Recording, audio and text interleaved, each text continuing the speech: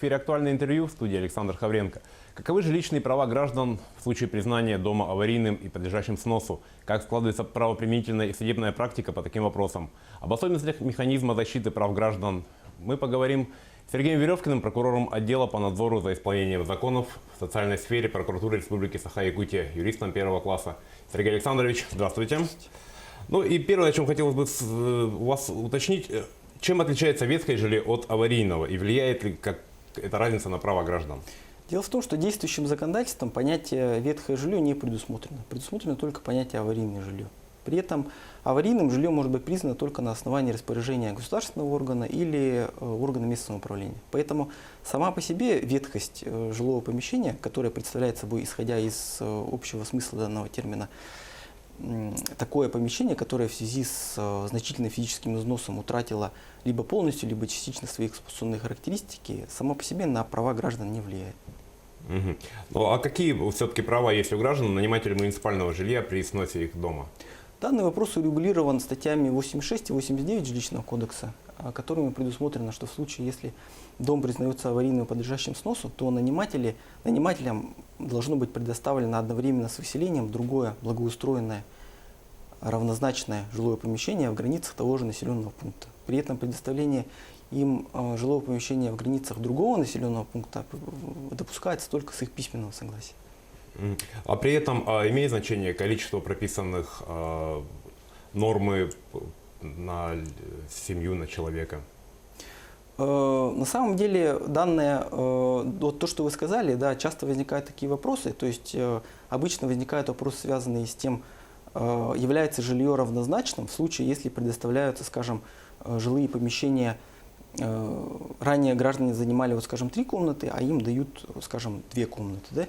Здесь необходимо понимать, что главным критерием является равнозначность, то есть соответствие предоставляемого жилого помещения ранее занимаемого по площади. Поэтому, если граждане ранее занимали, скажем, квартиру, состоящую из 3 комнат, а им предоставляется двухкомнатная, но равная по площади, или же, скажем, граждане занимали 2 смежные комнаты, но 2 изолированные комнаты, но им предоставляются 2 смежные комнаты, несмотря на то, что подобное фактически ухудшает их жилищные условия, несмотря на это, подобные действия признаются законными, на что указывает Верховный суд в ряде своих определений, например, в определении судебной коллегии по рассмотрению гражданских дел от 11 апреля 2017 года и от 3 ноября 2015 года.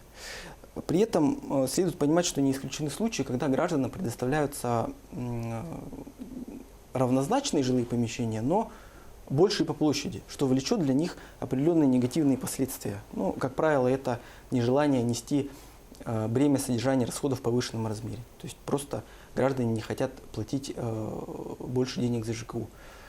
Несмотря на это, тем не менее, опять-таки Верховный суд, согласно устоявшейся практике, признает подобные действия органов местного управления законными, поскольку фактически жилищные условия граждан не нарушаются, не ухудшаются. Данное положение, данная позиция правовая предусмотрена в ряде судебных актов, в частности, в обзоре судебной практики Верховного суда России за 2018 год номер 3. При этом нам следует понимать, что предоставление гражданам взамен аварийного жилья другого благоустроенного жилья носит компенсационный характер. Поэтому, скажем, предоставление семье из 4 человек другого благоустроенного жилья взамен ранее занимаемой площадью 30 квадратных метров такой же площадью является законом, что не лишает права данную семью состоять на учете в качестве нуждающейся в жилом помещении и в дальнейшем претендовать на получение жилья по большей площади. А если у семьи было 30 квадратов, им предлагают квартиру в 40 квадратов, надо ли будет им доплачивать за эти лишние метры получившиеся? Вот тот вопрос, который вы задали сейчас, он относится к собственности. То есть, если мы говорим о муниципальном жилье, то никакой доплаты, разумеется, не производится. Это все отдано на откуп органов местного управления. А если же граждане имеют жилое помещение в собственности, да, то здесь применяется 32-я статья, и возможны такие случаи, когда при предоставлении им нового жилого помещения возникает такая ситуация, когда это жилое помещение является большим по площади. И, соответственно, часто возникают такие случаи, что предоставляемое жилое помещение по стоимости больше, чем ранее занимаемое. И тогда, конечно, такие вопросы возникают. Причем ранее судебная практика по данному вопросу была достаточно однозначной. То есть суды неизменно вставали на сторону органов местного управления, которые предъявляли иски гражданам об обязании оплатить разницу между стоимостью ранее занимаемого жилья и вновь предоставленного. Но с недавних пор, а именно в текущем году, в июне 2019 года, Верховный суд при рассмотрении одного из гражданских дел указал на то, что действующим законодательством возможность доплаты не предусмотрена. Кроме того, поскольку переселение граждан из аварийного жилья собственников жилых помещений происходит по условиям региональных программ переселения из аварийного жилья, то в данных региональных программах в качестве источника финансирования предусмотрены только средства Фонда содействия реформированию жилищно-коммунального хозяйства, государственного бюджета соответствующего субъекта Российской Федерации и органа местного управления. Средства граждан в качестве источника финансирования там не предусмотрены. Поэтому условия соглашений, которые заключаются с гражданами и которые предусматривают осуществление доплаты, разницы стоимости, являются незаконными. Вот очень актуальный вопрос для Якутии, для Якутска. Какое жилье все-таки можно признать благоустроенным, а какое нет? Данный вопрос решается органами местного самоуправления применительно к каждому конкретному населенному пункту. Например, по городу Якутску действует распоряжение главы города, принятое еще в 2009 году, которое предусматривает, что благоустроенным признается жилое помещение, которое снабжено электричеством, которое имеет хозяйственное питьевое и горячее водоснабжение, отопление, водоотведение, и в случае, если дом был газифицированный, то еще и газоснабжение. Еще вот очень часто при переселении возникает вопрос: я жил в центре города, мне дали жилье на ДСК или дали жилье в аэропорту. Вот по удаленности есть какие-то нормы? Да, судебная практика здесь тоже достаточно обширна, она устоявшаяся, но прежде чем ответить на ваш вопрос, необходимо определить, что такое вообще муниципальное образование и населенный пункт, потому что жилые помещения предоставляются в границах населенного пункта. Согласно позиции, которая изложена Верховным судом в обзоре судебной практики от 29 апреля 2014 года, населенным пунктом признается населенное место, то есть поселение, первичная единица расселения людей в границах застроенного земельного участка. Поэтому, для примера возьмем, скажем, Кобяйский район, Кировский и Венский национальный наслег, который включает в себя два населенных пункта: село Сигенкёль и село Батамай. Скажем, если гражданин, который проживал в аварийном доме в селе Сигенкёль, переселяется в село Батамай, то это является нарушением, поскольку он переселяется в другой населенный пункт, пусть и расположенный в пределах одного муниципального образования.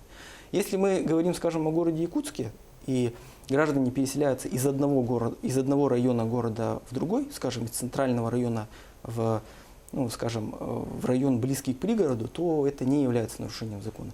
По данному вопросу также есть судебная практика, в том числе и в нашей республике. Так, Верховный суд республики, рассматривая одно из гражданских дел, указал, что ответчики, которые отказывались переселиться в предлагаемое им жилое помещение и обосновывали свой отказ тем, что в том районе, в котором предлагается жилье, отсутствует необходимая инфраструктура, и данное предлагаемое жилье находится на значительном удалении от школы, в которую ходит их ребенок, не основано на законе. Поэтому суд первой инстанции удовлетворил требования окружной администрации, выселив данных граждан и предоставив им новое жилое помещение, с чем и согласился Верховный суд республики.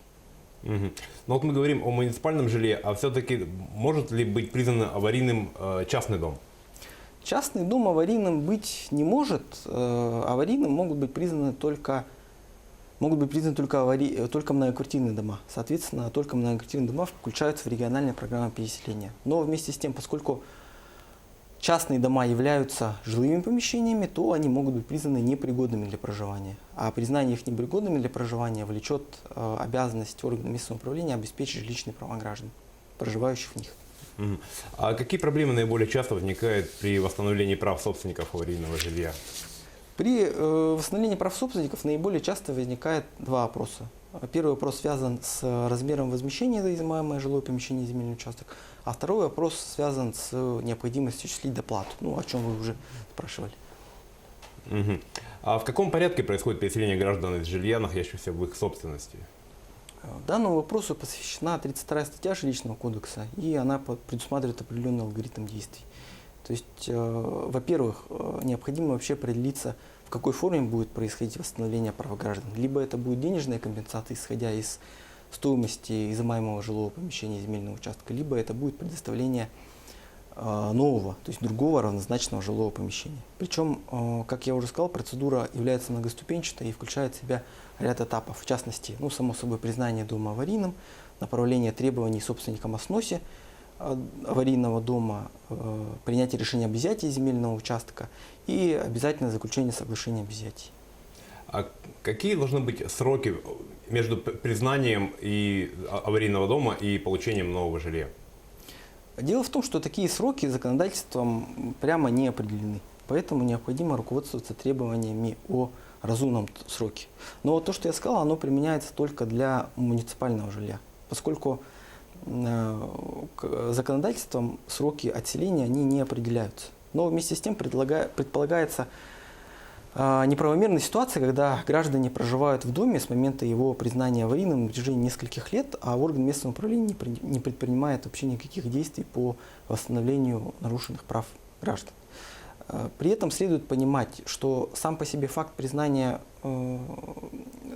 дома аварийным, он не влечет обязанность органа местного самоуправления в внеочередном порядке предоставить жилье этим гражданам.